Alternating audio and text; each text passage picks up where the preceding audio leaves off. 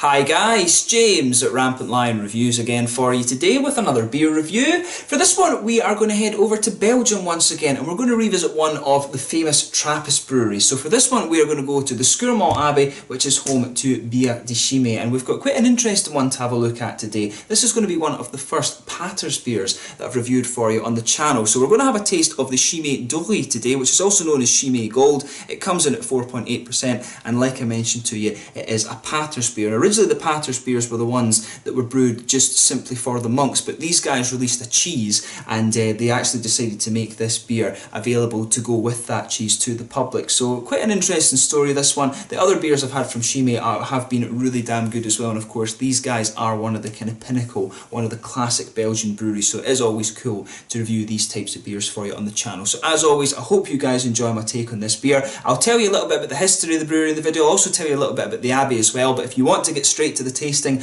just fast forward. All the usual links are in the description below. That's the brewery website, the link to my other reviews that I've done from Chimay before. There will be a review of the Tripel at some point in the fairly near future. There's all the usual social media. If you want to see more beer reviews, do please consider subscribing to the channel. The whole channel, of course, has a geography-based tagging system, so you can go into the homepage and search for beers based on country, city or state, whatever it is you're interested in. Do check out the playlist of beers from different countries. There is one there for all the Belgian beers that I've reviewed for you. That's constantly being added to, and as always, please do get in touch and let me know some of the other beers and breweries that you guys would like to see me review. It's always great to hear from you guys that are watching the videos, and the support that you show the channel is hugely appreciated. So anyway, to tell you a little bit about Chimay and the Scourmont Abbey then. So as I've mentioned to you, the Chimay Brewery is part of the Scourmont Abbey in Belgium. It's just a little bit to the south of Charleroi, and in French it's known as Abbey Notre Dame de Scourmont. So the suggestion of an abbey at Scourmont had first arisen in 1844 from Jean-Baptiste Jourdain, who was the Bishop of Villers, a little town of course which is very, very close to Chimay. But all previous attempts to cultivate this land had failed. However, Father Jourdain was granted permission by Prince Joseph II de Chimay, who was the abbot of West Vleteren and the abbot of both the West Vleteren and the West Mallet abbeys as well, to actually go and have a go at cultivating this land. So in July of 1850, a small group of monks from West Vleteren settled on the land and worked really, really hard to cultivate it, and it was ultimately a success. So in February of 1871, Pope Pius IX elevated the priory to the status of abbey, and it was consecrated in the July of that year as well. So the brewery itself was founded inside the abbey in 1862, and they were the first Trappist brewery to actually use the Trappist designation on their label. So that's this little kind of signature on the front of the middle of the label on the bottles there. But one of the most famous monks of this brewery was Brother Theodore, who entered the order at the young age of, I believe, 19 in the year 1932. And after the Second World War, because of course the brewery was destroyed during the war, it was only a very small brewery at the time, and they didn't get to operate again until 1948. But after the Second World War, Brother Theodore sought the help of Professor Jean de Clercq of the Higher Institute of Brewing in Leuven, and together they actually developed the yeast strain that is still used in the Chimay beers today. And that of course is one of the things that gives them their kind of trademark flavours, if you like. But as is the case with all the Trappist breweries, all the profits go towards the maintenance of the monastery, with the remainder going to various charitable causes in the local area. The brewery has its own well inside the walls as well of the monastery, and they also use the filtered solids that they produce from the beer to actually feed the cows, and this helps them make the Chimay cheese. As far as I remember, they are actually the only they are one of the bigger producers of cheese when it comes to the Trappist beer community. I think some of the other Trappist breweries do it as well, but nowhere near on the same scale as they do at Chimay. But the beer's brewed on site at the monastery, and it's transported to a bottling plant 12 kilometres away, and then there the beer re-ferments for 3 weeks before it's shipped out. Apparently 50% of the production is sold for export, and as of 2012 they were producing 12 megalitres of beer per year. So it's a really, really big operation you have there at Chimay. So it is quite cool actually to see that the monks are still doing this traditional style of brewing. But they produce 4 beers today. This is the Chimay Red, which is the double. They have the Chimay Blue, which is described as a kind of classic Abbey beer, and they also have the Chimay Tripel. And I have seen this one both with a yellow label and with a white label, but I think it's the white label that is the main one just now. And of course then they have this guy here, the Chimay Gold, also known as Chimay Doree, which is their 4.8% Patters beer. So yeah, as I mentioned to you earlier in the video, this one was originally brewed only for the monks to drink, and it's also apparently called an enkel in Flemish as well, so that you can see the Trappist breweries in the Flemish areas calling these beers enkel. I'm not sure if there's a French name that's equivalent to that, because of course Belgium is a duolingual country, but this one was released to the public when the monasteries decided to start producing the Doree cheese as well. So yeah, as I've mentioned to you earlier, I think this is the first Patters beer that I'm actually reviewing for you on the channel, so this one should be a really quite interesting review. I always enjoy reviewing Belgian beers for you, but for a long time I neglected it on the channel, so I'm glad that I'm finally getting in to do more of these. But there you can see the typical Chimay artwork on this one. This of course is the distinctive Chimay crest, and there of course you can see the little Trappist designation on the bottom of the bottle there as well. I always enjoy seeing that when it comes to these Trappist beers too. There you can see the bottle cap. All of the bottle caps and all of these beers actually are very similar in terms of their style of artwork. They just have different colours on them. It's the red, blue and white of course these days, and there you can see there's a nice little bit of kind of etching and things and artwork in the bottle there. So yeah, nicely presented this one as always with Chimay. So without further ado then, let's get this guy out and we'll get on with the tasting. Yep, nice little smoky opening on this, bit of carbonation wanting to escape, and then we'll get it out and into the glass. I should actually point out that I bought this beer in Wetherspoons in Durham, because in England apparently the Wetherspoons do have an off licence, which I don't think is possible in Scotland, and I've never, as far as I can remember, seen this Chimay Gold beer available to buy. So I thought, you know what, I've got to have a go at that, so why not? So thank you to Wetherspoons for making these beers available to the public in that way. Of course that's maybe something we need to look at a bit more in Scotland. But as you can see with this beer, it's poured a nice kind of, I think it's good to say this is a kind of hazy yellowy amber colour. There's a solid finger of a kind of frothy but also quite bumpy, perfect white head on this one.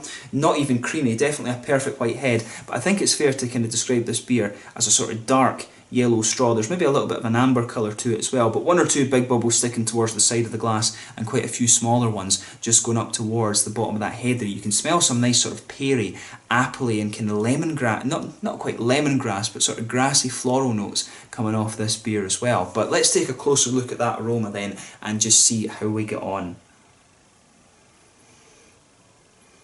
Yeah,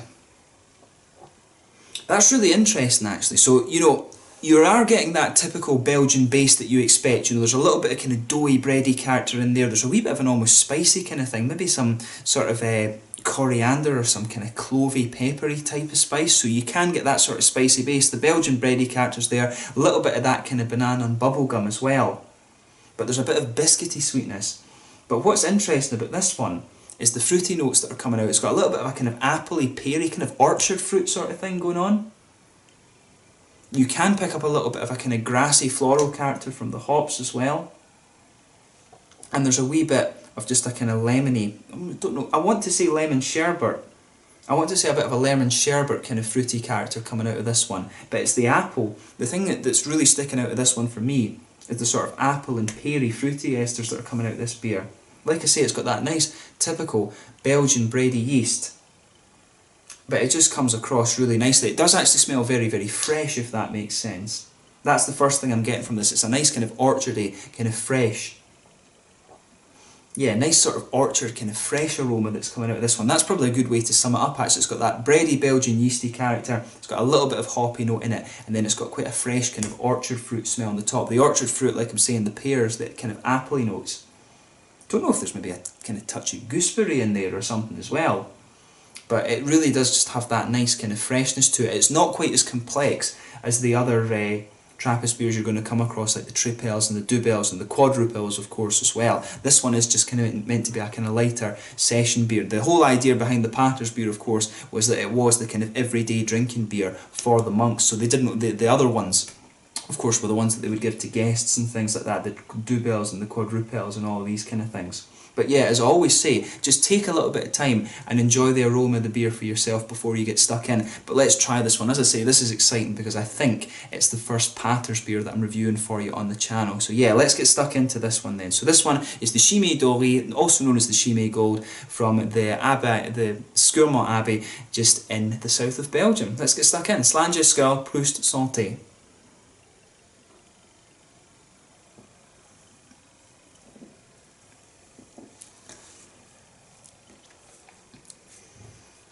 That's pretty nice actually. Definitely, you know, completely different in feel to the likes of a double, a quadruple, a triple, and all these kind of things. And in terms of style, it's probably closer to the triple because it is a lighter beer. But it's certainly nice. The first thing I'm noticing about this one, the first thing that's really struck me about it, is that it's got a really quite lively carbonation to it.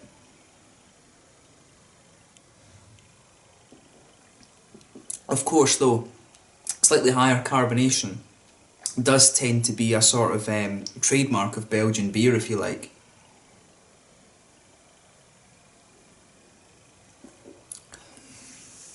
But yeah, it's the thing you're going to notice about this one is, in a way, it does remind me a little bit of the Belgian blondes. It's got the kind of sessionability that you'd expect of some of the Belgian blondes, like say Leffe or something like that. It does definitely have that kind of sessionable quality about it. Maybe this is one of the world's first sort of proper session beers, if that makes sense, which is quite funny when you consider it's brewed by Christian monks. But yeah, it's definitely got that sort of Belgian blonde kind of sessionability to it, but it's just got a little bit more in the malt base, if that makes sense. The Leffe beer, for example, did have that sweetness in the malt base. This one really leans more towards the bready, kind of yeasty type of things, but it does have a lot of similar qualities to the Belgian blonde beers, I would say. So yeah, with this one, as you would expect, you've got that nice sort of Belgian bready yeasty character that just blankets the middle of your tongue. So you can feel there that sort of sweet, not quite wheaty, but sort of bready kind of banana character. You can feel that just blanket the middle of your tongue. As the flavour progresses, you do get a little bit of an almost kind of bubblegummy flavour out of it, and you can feel some of the kind of biscuity sweetness right in the middle of your tongue too. It's more of a biscuity sweetness than a rich caramel. I would definitely say that about this. It's almost like a kind of McVitie's digestive kind of sweetness that you get out of this one, which is really interesting. As the flavour progresses as well, you do get just a little bit of an almost spicy quality out of this one. It's almost like there's a little bit of kind of coriander or clove or something in this one. It's not quite peppery, I would say. It's more of a kind of sort of coriander clove type spice that comes in this one. You can really feel that as the beer starts to mellow out a little bit.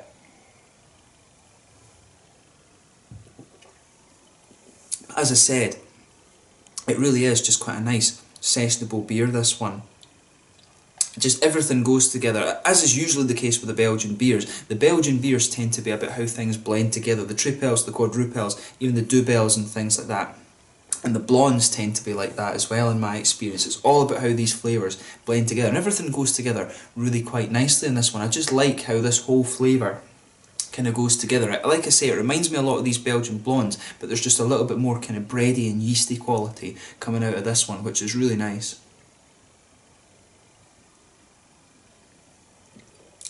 But yeah, that malt base, it's definitely a lot simpler, if you like, than the triple, for example, which is what you'd expect, but it's just a nice, easy-going, sort of sessionable beer, this one, but it does definitely have that kind of Trappist Belgian quality to it. I'm stating the obvious here, of course, but that's just my kind of thoughts on this one.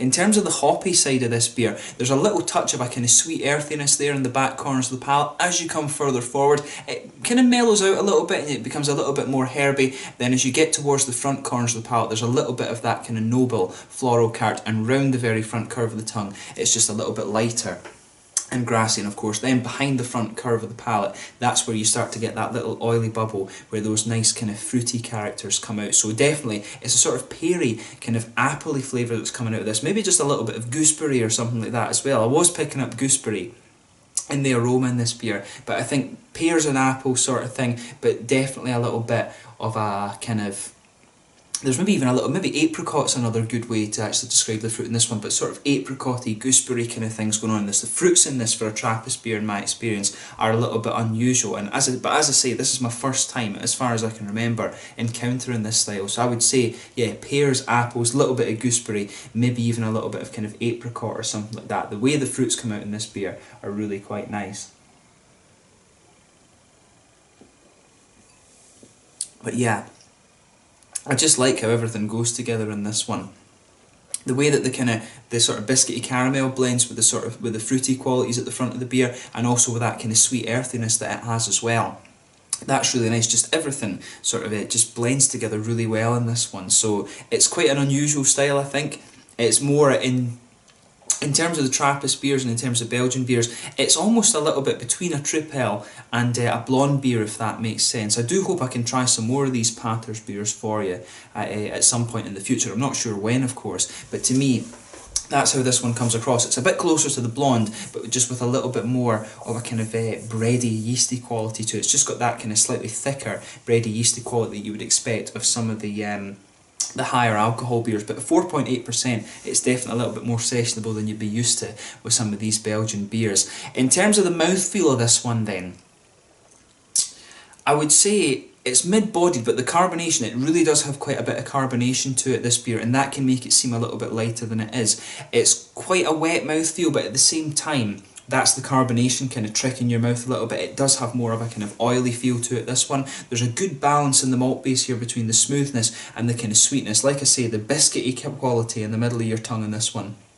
is really quite nice. There's a little bit of a spicy character there, as I was saying, as the flavour mellows out a little bit. Good little bit of hoppy bitterness. It's not really high in terms of IBUs and things like that, but there is a little bit of that kind of bitterness there, and you've got some really interesting fruit qualities to this beer as well. Like I was saying, pears, apples, a little bit of apricot, and maybe even some kind of gooseberry or something like that in there, but all the flavours in this beer go together really well. It's a style that I'm encountering for the first time as far as I can remember, but it certainly has impressed me, and it is interesting to see that the monks were doing sessionable beers, which is, you know, session IPAs and things are styles of beer that are becoming really kind of fashionable just now. People want to drink good beer at lower alcohol, and the monks, of course, were doing this before anybody else was, which is quite funny. So yeah, really interesting beer to review this one for you. I hope you've enjoyed my kind of ramble on this one, but it's been really cool to review my first Pater's beer on the channel for you, and I hope you guys have enjoyed it. So yeah, if you have tried this beer for yourself, let me know your own thoughts on it in the comment section below. Let me know what your favourite beer is from Chimay. Hopefully I can review the Tripel for you at some point in the future. I've already reviewed the red and the blue for you, and hopefully, who knows, they might even bring out some more beers later. It would be cool to see Chimay have a go at a quadrupel. But a really interesting beer, this one, and as always, I hope you've enjoyed my review. So thank you for watching. Until the next time, please like, subscribe, share, all the usual YouTube stuff. Check out my social media, but most importantly, support your local craft breweries and have a go at some of these Belgian Trappist beers if you haven't had the chance already. I'm going to try and make sure I review some of the other Trappist beers for you over the next little while. Until the next time, it's Lance just now, and I will catch you guys very soon. This was the Chimay Doree from the Scourmont Abbey over in Belgium. Slàinte just now.